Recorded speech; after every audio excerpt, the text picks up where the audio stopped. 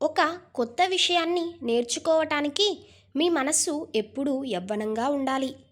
కోపం వచ్చినప్పుడు నీ మనస్సుతో పోరాడు, మనిషితో కాదు.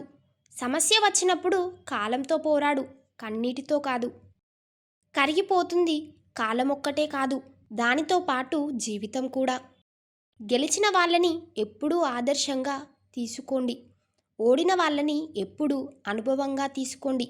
అప్పుడే మీరు లైఫ్లో ఏదైనా సాధించగలరు.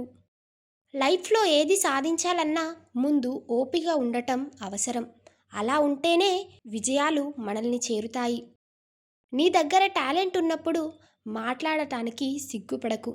నీ దగ్గర టాలెంట్ లేనప్పుడు మౌనంగా ఉండటానికి భయపడకు. అప్పుడే ఏదైనా నేర్చుకోగలవు, ఎక్కడైనా రాణించగలవు.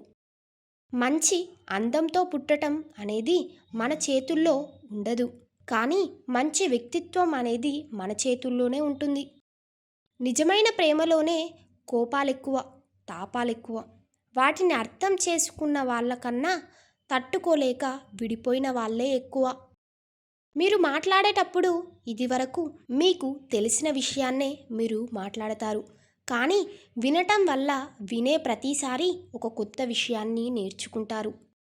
ఏ స్త్రీ అయినా తన సమస్యను మీతో చెప్పిందంటే ఆమె మిమ్మల్ని నమ్ముతోందని అర్థం. ఆమెకి మీరు ధైర్యాన్నివ్వండి.